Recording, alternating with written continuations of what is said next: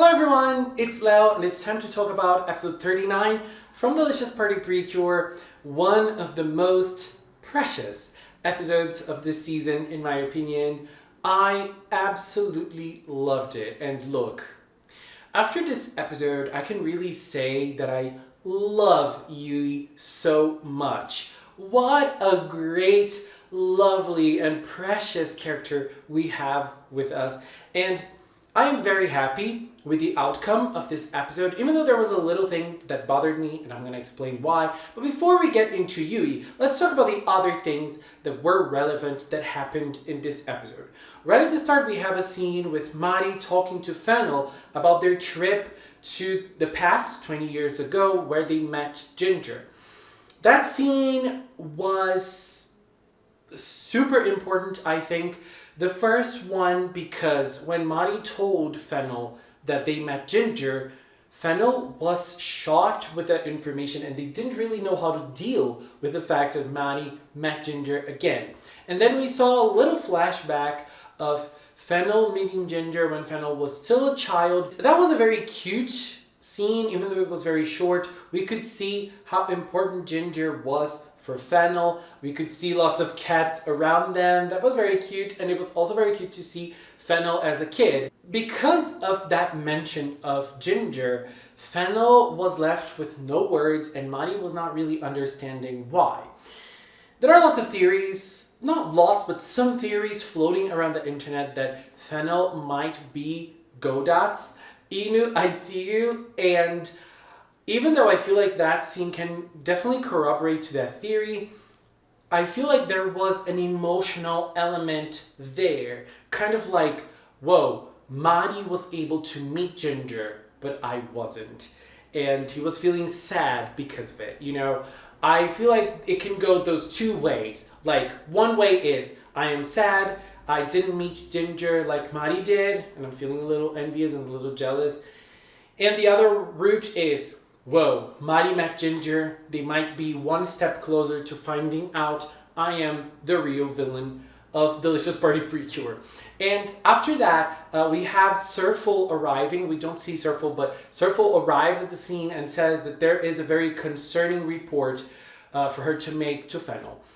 What is this about? I'm pretty sure it's about the whole thing that Secreturu is planning together with Spirituru. I feel like there is this layer too, and they might be almost discovering what that plan is, and that might be the concerning report. They don't know where the Hoka Hoka Hearts accumulator is, but Mari has a hunch. I have no idea where that is. Maybe it's in Yui's house because it was Yone's house. I don't know. But Mari also said that because the Hoka Hoka Hearts accumulator is in Oishina town, that might be the reason that they have lots of recipes appearing in that town as well. Another one that was very interesting in this episode was Secreturu. Secreturu appeared and she was watching people eating lots of different types of eggs in a restaurant, and she remembered when she was trying to bake. I loved seeing that because that makes it very clear what Secreturu was in the past. I mean, not very clear, but it was clear that she was striving for perfection when she was younger and she was not able to make it. Maybe she was fired because of it, and now she internalized the thought that for you to survive in the corporate world, you must do everything perfectly, one-on-one, no mistakes, because that was basically what she was talking to Cure Precious during the fighting scene. And that was also very important for Precious's realization, but we'll get there later. And so I feel like this is basically what Secreturu has been trying to tell us in the past few episodes. Only professionals make food. Regular people cannot make food because they don't do it perfectly. And she probably has suffered in the past by not doing it perfectly too. That is why she feels like people that try to do food in their own way are in the wrong. And the last thing that we need to address is black pepper / Takumi / cinnamon / Shinada family. So At the end of the episode, we see Takumi with his delicious stone and he's thinking of returning that to his father. Yui mentions that her father is coming back right at the start of the episode, so we know they're coming back next episode. Yui's father and Takumi's father, they travel fishing together.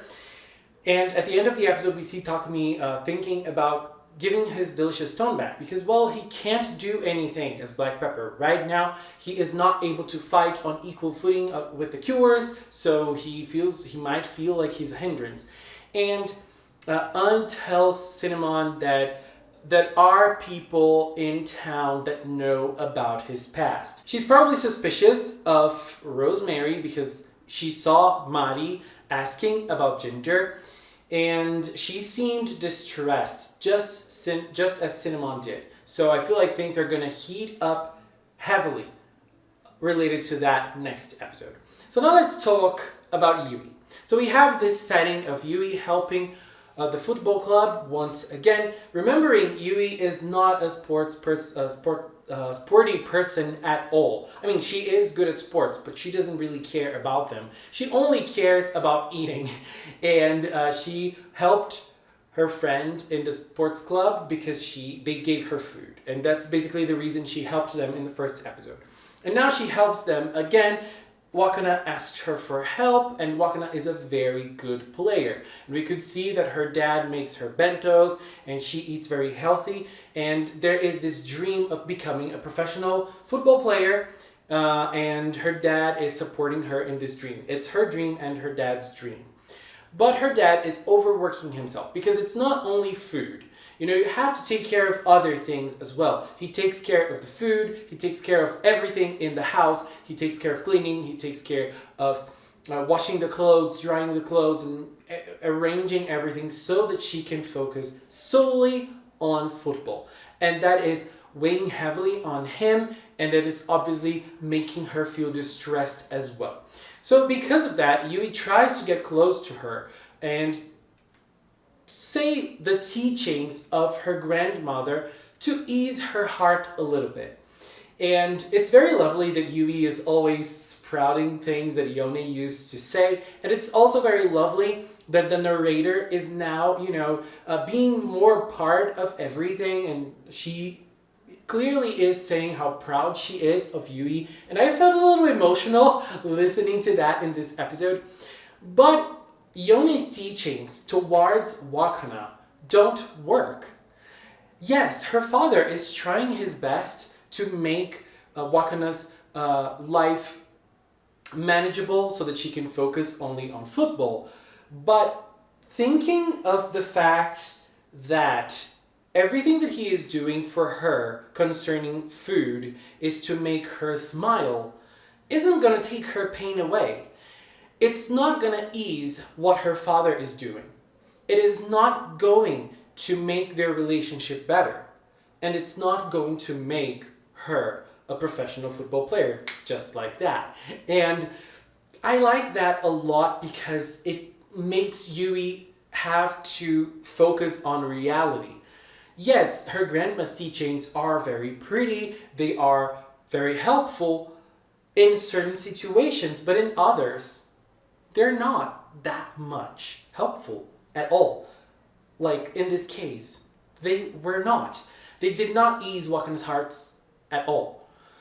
And so Yui gets in distress, and it's very funny how dramatic she is, but her drama is, oh, I am so hungry, I need to eat everything. And her hunger is unstoppable. I love that scene so much.